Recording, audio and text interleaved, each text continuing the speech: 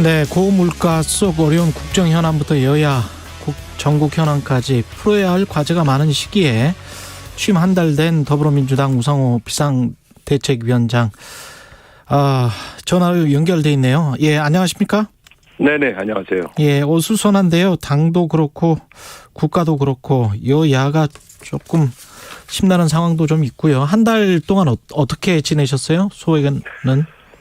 아무래도 이제 큰 선거를 연이어 패배한 정당이어서요. 예. 선거 후유증을 패배 후유증을 좀 수습해서 다시 새로운 방향을 정립하는 그런 과정이었습니다. 그래서 유능하고 겸손한 민생정당으로 면모를 일신하는 그런 과정이고요. 또 전당대회 준비가 워낙 급박하니까 그 준비를 좀 차질 없이 진행해 가는 과정입니다. 지금은 당이 많이 안정되어 있다 이렇게 저는 평가하고 있습니다. 당이 많이 안정돼 있다. 전당대회 룰은 이제 확정이 됐고 이렇게 되면은 당 대표가 상당한 권한을 갖는 최고위와는 권한을 나눈다기보다는 이제 뭐 심의만 하는 최고위는 뭐 이런 상황으로 된 거면 그 당 대표 권한은 굉장히 이제 강화가 돼 있는 거죠. 지금 현재 권한 그대로 그냥 가는 거죠. 그것은 이제 네. 지금까지도 더불어민주당이 그 단일성 집권 체제를 그냥 유지해 왔지 않습니까? 예. 그러니까 다음 당대표의 권한을 특별히 강화했다기보다는 기존 체제로 그냥 간다. 기존 체제로 이렇게 평가하는 간다. 게 정확한 것이고요. 예. 그래서 지금 말하자면 저도 지금 단일성 집단 지조 체제의 비대위원장 아닙니까? 그렇죠. 그러니까 뭐 특별히 권한이 강하다 이렇게 말씀할 수 있겠지만 제가 볼 때는 대표가 중심이 돼서 당을 이끌고 거기에 최고위원들의 의견들을 골고루 잘 반영한다는 그런 집단 지조체의 묘미를 잘 살릴 수 있을 거라고 봅니다. 최고위원 구성의 어떤 다양성 같은 거는 지금 현재 전당대회 룰로 가능합니까? 어떻게 보세요? 현재로서는 그 선출직 그 최고위원들로는 다양성을 보장하기는 좀 어려워졌고요. 예. 물론 지금도 영남 혹은 충청, 호남 출신의 정치인들이 출마해서 도전해서 될 수 있죠. 그런데 이제 물리적으로 좀 다 들어오기 어려우니까 나중에 선거가 끝난 다음에 대표가 지명직 최고위원으로 좀 보완을 해야 될 것 같습니다. 특히 영남 지역 같은 경우는 저희가 지금 선출직 국회의원이나 뭐 여러 정치인들이 숫자가 확 줄었기 때문에 영남 지역 배려는 좀 해야 될 것 같습니다. 이 당 대표 선거 이후에 혹시 그 갈등이나 이런 것들이 다시 불거질 가능성은 없을까요? 그럼 뭐 당 대표가 운영을 잘 해나가시면 갈등은 언제든지 잘 수습할 수 있죠. 그러니까 뭐 없는 갈등이 일부러 만들어지고 뭐 그럴 가능성은 별로 없죠. 그러니까 계기가 있어야 되는데 보통 선거를 앞두고 무슨 공천을 둘러싼다든가 뭐 이런 경우에는 갈등이 있지만 좀 앞으로 2년간은 총선 때까지는 사실은 뭐 특별한 정치적 그런 계기가 없지 않습니까? 그런 경우에는 보통 갈등이 심해지진 않죠. 최근에 갈등이라는 것도 보면 다 대통령 후보 경선 때 시작되어서 지금까지 온 거거든요. 그러니까 항상 선거가 있을 때 당은 갈등한다 이렇게 본다면 앞으로 2년간은 크게 갈등할 일은 없을 것이다 이렇게 보여집니다. 그러니까 앞으로 당 대표는 민주당의 쇄신과 혁신을 어떤 방향으로 잡아야 될까요? 어떻게 생각하십니까? 아무래도 더불어민주당이 두 번의 선거를 지고 나서 국민들이 어떤 평가를 해보면 민생에 있어서 유능함을 보여주지 못했다는 것이 실망 요인이고요. 두 번째는 이제 태도에 있어서 뭐 내로남불, 뭐 오만, 독선, 뭐 이런 이미지들이 좀 씌워져 있거든요. 그러니까 아마 지금 저도 그런 방향을 제시했습니다만 유능하고 겸손한 민생 정당으로의 면모를 일신하는 것, 그 방향을 계속 가져가는 것이 저는 최고의 국민의 신뢰를 회복하는 길이다. 이렇게 저는 판단하고 있습니다. 윤석열 정부는 민생 정부, 내로남불 정부가 아닌 정부라고 보십니까? 어떻게 보세요? 아니 원래는 이제 문재인 정부를 비판하면서 그 문제를 극복할 정의롭고 공정한 정부를 만들겠다 이렇게 약속을 해서 당선되셨죠. 예. 근데 막상 뚜껑을 열어보니까 지금 고물가, 고환율, 이 고금리 3고의 민생 아주 어려움이 생겼는데 이 문제를 대처하는 데 있어서 별로 유능해 보이지 않고요. 또 긴장감도 별로 없어 보이죠. 예. 또 인사에 있어서 여러 가지 지금 난맥상을 보고 있지 않습니까? 그러니까 내로남불 욕하더니 더하네. 이제 이런 국민 여론이 생기면서 좀 지지율이 급전직하로 추락하고 있는 거 아니겠어요? 그래서 제가 사실 대선 때도 걱정했던 것이 이분이 정치를 한 번도 안 해보시고 검찰총장 출신에서 바로 대통령이 되셨는데 아마추어리즘을 매우 제가 우려했단 말이에요. 예. 그게 좀 계속 드러나고 있는 것 같습니다. 그러니까 위기가 오는 것은 뭐 언제든지 올 수 있는데 대처 능력에서 확실히 아마추어리즘이다 이런 느낌이 강하게 듭니다. 방금 이제 성일종 정책위 의장은 국민의힘 네. 대통령이 최선을 다하고 있다. 주말에도 쉬지 않고 열심히 일하고 있다. 네. 뭐 이렇게 평가를 하더라고요. 물론 이제 지지율 하락에 관해서는 걱정을 했지만 어떻게 보십니까? 이런 발언들은? 그러니까 이제 열심히 일하는 것도 중요하지만 예. 어떻게 수습해야 되는지 어떻게 대처해야 되는지를 잘 모르시는 것 같아요. 그러니까 당장 그 외교 활동 과정에서 민간인을 1호기에 태운 거 이런 거는 사실은 빨리 사과하고 넘어갈 문제인데 어떤 잘못이 있었을 때 진짜 자꾸 이렇게 변호하고 강변하려고 하는 태도 이런 것도 좀 문제고요. 예.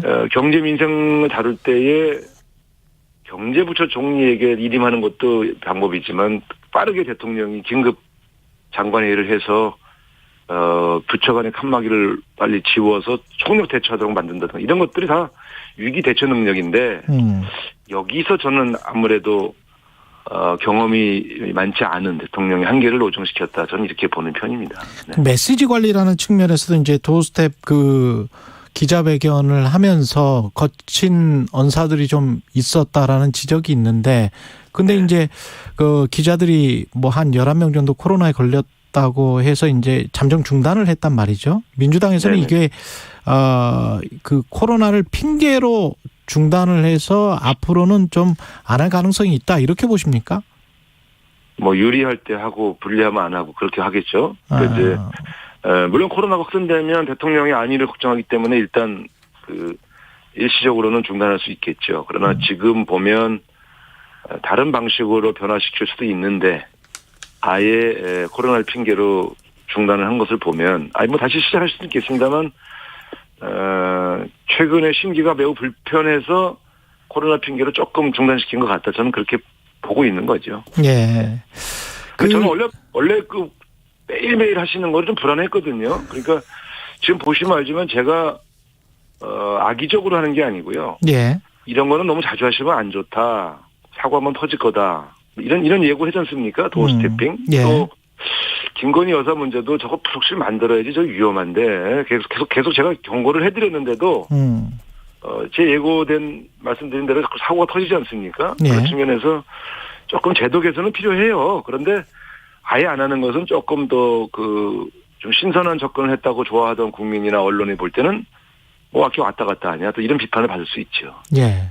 대통령 지지율은 아까 그 성일정 의원이랑 이야기한 대로 그 조사 한 3개를 본다고 하더라도 30%대인데 민주당은 생각보다 그러면 반사 효과가 좀 있어야 되는데 네. 그거는 크지는 않은 것 같습니다.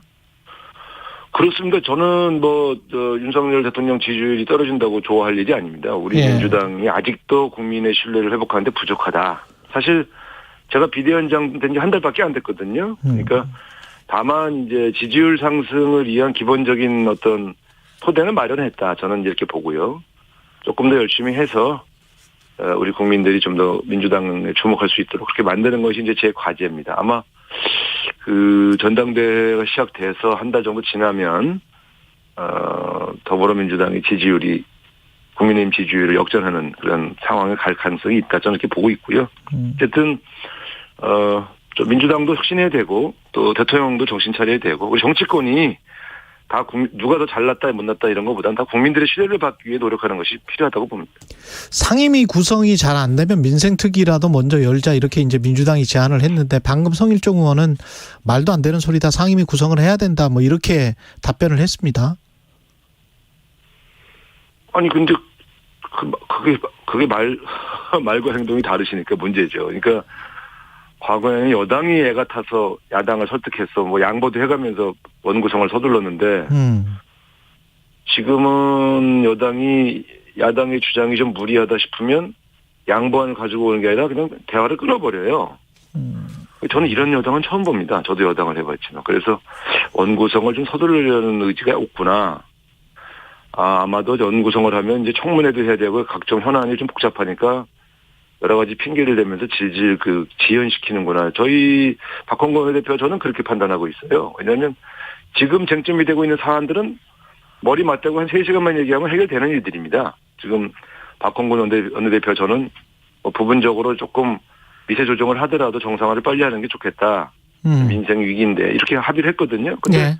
협상 갔다 오면 박홍근 원내대표가 좀 어이없어 해요. 그런 걸 보면 조금 국민의힘 내부 사정 때문인지 아니면 다른 무슨 의도 때문인지 몰라도 원구성을 서두르는 느낌은 안 듭니다. 여당이. 그래요? 그 국민의힘의 주장은 사개특위랄지 뭐 이런 것들만 국민의힘 이야기를 받아들이면 5대5의 위원장은 국민의힘 뭐 이걸 하면 뭐 당장 상임위 구성이나 이런 것들은 할 수 있는 것 아니냐. 그리고 특히 이제 연계시키지 말아라. 사개특위와. 지난번에 권성동 원내대표는 그 이야기를 하더라고요. 그냥 원구성은 원구성대로 하고 사개특위는 나중에 차차 또 이야기를 해보자. 뭐 이런 입장인 것 같던데요. 사개특위 문제도 상당히 여야 입장이 좁혀져 있는 걸로 알고 있거든요. 예. 지금은 사개특위 문제가 아니고 그걸 핑계로 대지만 상임위 배분에 관한 이해관계가 조금 다른 것 같은데 예를 들면 이런 거예요. 지금 예. 여당임에도 불구하고 겸임 상임위라든가 또 정보위원회를 야당 몫으로 가져가라. 11개 중에. 예. 알짜만 자기들이 가져가겠다. 뭐 이런 거예요. 그래서 어이가 없어서 제가 웃었는데 아직 협상 중이라 뭐 자세한 걸 말씀드릴 수는 없지만 예. 정보위원회 같은 거를 포기하는 여당이 어디 있습니까? 처음에는 심지어 운영위원회 가져가라 이랬었거든요. 그러니까 아니 여당이 청와대와 국정원 등 정보기관 책임져야지 어떻게 알짜 상임위 가져가겠다고 여당다운 그런 주장을 안 한다는 건 좀 말이 안 되지 않습니까? 그래서 좀 그런 문제들도 있어요, 사실은. 그래서 겉으로는 사개특위를 변명으로 하지만 실제로는 좀 뭐랄까요? 상임위 어떤 상임위를 배분하냐 문제로 지금 와 있는 걸로 저는 보고를 들었습니다. 그 핵심 상임위라고 할 수 있는 게 행안위가 지금 떠오르는 것 같은데 그것도 지금 이슈입니까? 어쨌든 뭐 중요한 상임위는 다 본인들이 가져가겠다고 아마 주장하는 모양이에요. 그래서 행안위도 여당이 가져가겠다. 등등 다 예. 그러니까 행안위는 민주당 입장에서는 왜 중요한가요? 원래는 그렇게 중요하지 않았는데 요즘 예. 경찰 장악 음모가 있으니까 이게 그거 도와드려야 되니까 이게 사실 민주주의 후퇴와 관련된 문제거든요.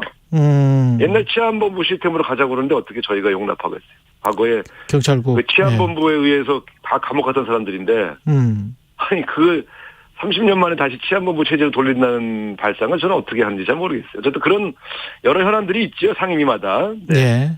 원만하게 잘 합의되길 바랍니다. 그 검찰의 사정정국과 관련해서는 특히 그 뭐 국정원 전직원장 고발 사건도 이제 검찰이 맡게 되지 않았습니까? 네네. 민주당 내에서는 우리의 목소리는 없습니까? 아니, 그러니까 뭐 이게 단순히 국정원장 일단 이런 거 아닙니까? 국정원장 그만둔 지 며칠 안 됐는데 국정원 직원들이 전직 국정원장을 고발한다? 근데 여긴 정보기관이잖아요. 예. 그러니까 이게 과연 가능한 일입니까? 그러면 그만두기 전에 그 문제 제기해서 바로 잡든가 뭐 고발할 문제가 있었으면 예. 그만두기 기다렸다는 듯이 바로 고발하는 이런 일이 어디 있습니까? 정치 행위죠. 그리고 이 관련된 내용들 통해서 또 서훈 원장을 같이 또 고발했잖아요. 예. 전직 국정원장 둘 다 전 정부에서 있던 사람을 고발하니까 아무리 봐도 이건 정치 행위죠. 국정원답지 못하죠. 어느 CIA가 전직 대책임자들을 2명이나 고발하고 그런 짓을 합니까? 정치 행위죠. 그래서 권력기관들을 경찰은 장악하고 검찰은 뭐 지금 검찰총장 없이 한동훈 체제에 그냥 가고 있고 이것도 좀 이상해요. 전직 국정원장을 고발하는 것도 국정원을 동원해서 정치행위를 하고 지금 권력기관 장악과 그 전 정부를 향한 여러 가지 보복 수사가 여기저기서 노골적으로 진행되고 있지 않습니까? 근데 이거 정권 초반에 이른다는 게 저는 정말 어이가 없어요. 언젠가는 하겠지만. 예. 그래서 이 문제는 그냥 넘어갈 수는 없는 문제입니다. 그 검찰 어느 나라가 대통령 취임하자마자 전 정부를 겨냥한 수사를 하고 자기와 경쟁했던 후보자 압수수색하고 그런 나라가 어디 있습니까? 검경 수사권 조정 입법 관련해서 지금 권한쟁의 심판 심리 앞두고 있지 않습니까? 네네. 방금 그 성일종 의원도 그 이야기 하던데 민영배 의원의 뭐 위장 탈당, 입법 절차의 하자. 그래서 이 논리는 어떻게 보세요? 그래서 결국은 국회의원들의 심의권과 표결권을 침해했다. 이게 국민의힘 논리인 것 같은데. 그냥 하시는 말씀이겠죠. 뭐. 하시는 말씀이다. 과거에 이제 이런 식의 법 통과가 이제 되고 나서 예. 헌재로 갔던 경험이 과거 미디어법 때도 있었거든요. 예. 그때도 헌재가 이런 식으로 판정을 해요. 절충을 하시는 거죠. 권한 침해는 있었다고 볼 수 있으나 그 법 처리는 국회법에 따른 절차를 다 거쳤다고 본다. 그래서 이제 유효하게 판정을 내리거든요. 예. 이제 과정상에 좀 무리가 좀 있었지만 유효하다 이렇게 판정을 내려서 보통 입법부에서 있었던 일은 입법부의 자율성을 최대한 인정해 주는 것이 과거 관행이었죠. 그러니까 이번에도 뭐 권한 침해당했다고 막 그러시지만 제가 볼 때는 비슷한 방식으로 결정될 가능성이 높다 이렇게 봅니다. 어쨌든 재판은 재판관들이 하시는 거라 우리가 이래라 저래라 할 수는 없고요. 과거의 그 사례를 말씀드린 것이죠. 민영배 의원 복당은 조만간에 어떻게 결정이 나나요? 아닙니다. 어쨌든 이 문제와 연결됐기 때문에 예. 예. 그럼 이 문제와 연동될 수밖에 없다 이렇게 보여지고 있습니다. 마지막으로 지금 여당 상황은 어떻게 보십니까? 6개월 권한대행 체제로 가기로 했다고 하는데 저게 그렇게 끝날까요?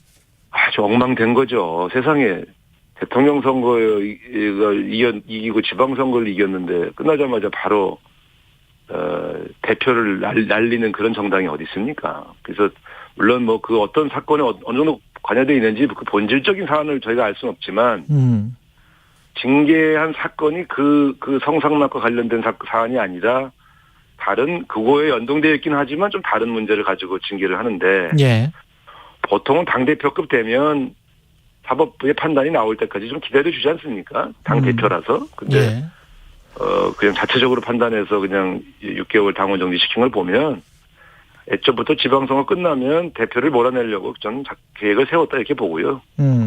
이거는 대통령하고 윤핵관들 작품이에요. 그지 않고서는 이렇게 될 수가 없어요. 저도 정치하는 사람인데 모르겠습니까? 대통령과 윤핵관의 작품이다. 뭐 그분들이 주도했다기보다는 다 묵인하에 예 진행됐다 이렇게 봐야죠. 아니 그 윤리위원들이 윤핵관들한테 물어보지 않고 일방적으로 할 수가 있습니까? 그건 그렇게 할 리가 없죠. 그래서 저는 어쨌든 참 부적절한 어떤 상황들이 발생하고 있다. 지금 민생 위기에 여당이 완전 무력화됐거든요. 지금 여당 때문에 국회도 안 열리고 너무 혼란스러우니까요. 저는 어쨌든 사실 참 과거에도 여러 번 느꼈지만 국민의힘이란 정당 참 희한하다 이런 생각합니다. 예, 여기까지 듣겠습니다. 더불어민주당 네. 우상호 비상대책위원장이었습니다. 고맙습니다. 네, 감사합니다. 공정, 공익, 그리고 균형. 한 발짝 더 들어가